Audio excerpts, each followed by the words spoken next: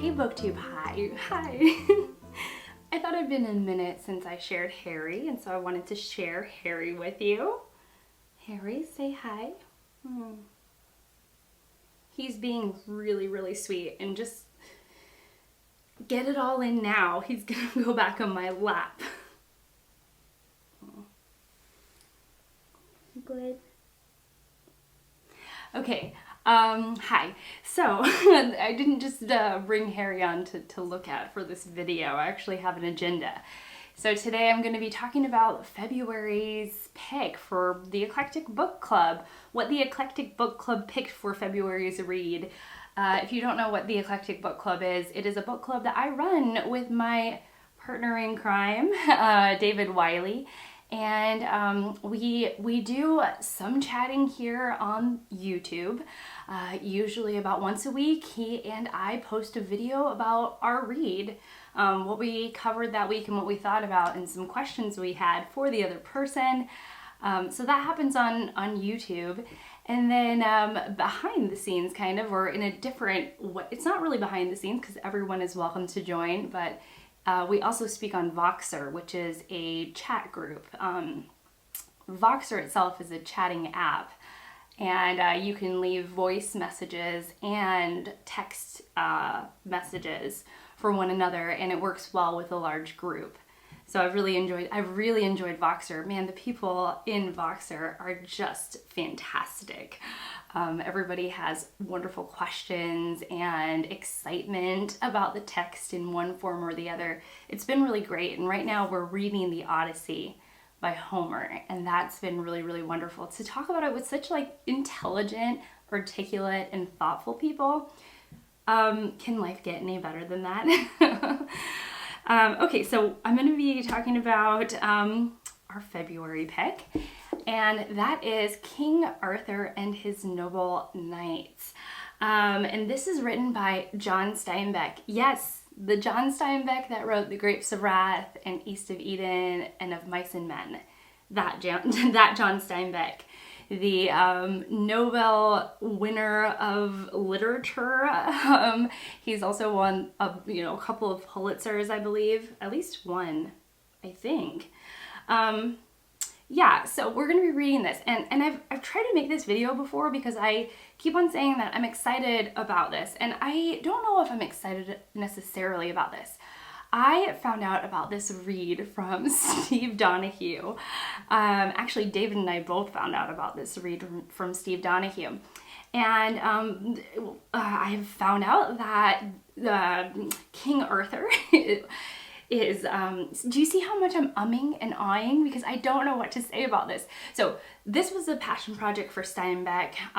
He had a lot of passion for the Arthurian tales. And he decided to modernize the tales for more, for readers that are living now, because the original tales are written in Anglo-Saxon English, and they're not the most accessible to read. They're not the easiest read. And so what Steinbeck did as a passion project is modernize or update these for modern readers. Okay, you'll understand why I'm saying modern a bunch in just a few minutes. So as I was trying to pique my curiosity for the book, I wrote out questions that I'm curious about with this read, the future of this read. So here are my questions that I will answer. Perhaps maybe in an upcoming video about my reading experience with this book, I can answer these questions along the way. But here's what I have, and I'm curious. If you have a question about the book, I want you to leave it in the comments below. I'm curious. So my first couple questions are about language itself. So in the description of this book, it uses the word modern twice in different forms. So modernization once, and then the word modern afterwards.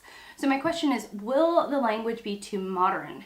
Modern turns of phrases that don't fit with the time period or that feel out of place. I'm very curious about that. Next question, will I see hints or echoes of that Anglo-Saxon language?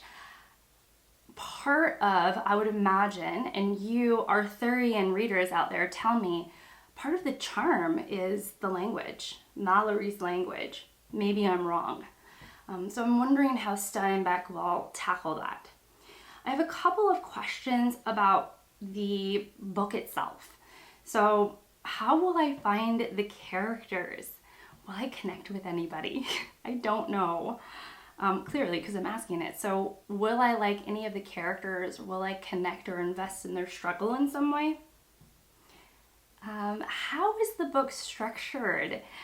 I want to know this because it says the acts of King Arthur. So is it going to be like individual short stories? Or is it going to be, stories that lead to an overarching narrative?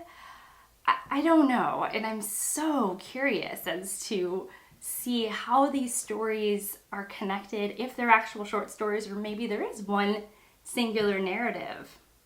We'll see, I guess. Okay, a couple of questions about Steinbeck himself. Will this book leave me with the desire to read more Steinbeck? After this, will I be encouraged to read more? Next question. How does the book compare to the other Steinbeck books I've read? Well, book I have read. I've only read The Red Pony by John Steinbeck, and I read that last year, and there were some things that I really enjoyed about his writing, and there were some things that I didn't. So how will this book, King Arthur, compare to The Red Pony?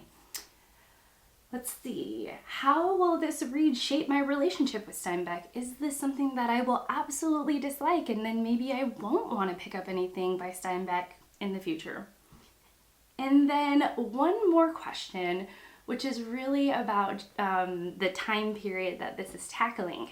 I don't know much about Arthurian, legends and things like that, so this is a good introduction for me.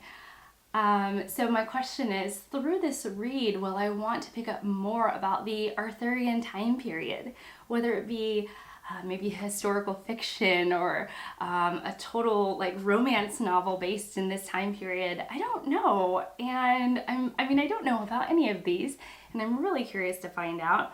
If you have questions that you ask yourself before you enter a read, I would like to know. But I would also, want to know if you have any questions in particular about this book, about the acts of King Arthur and his noble knights. I'm curious.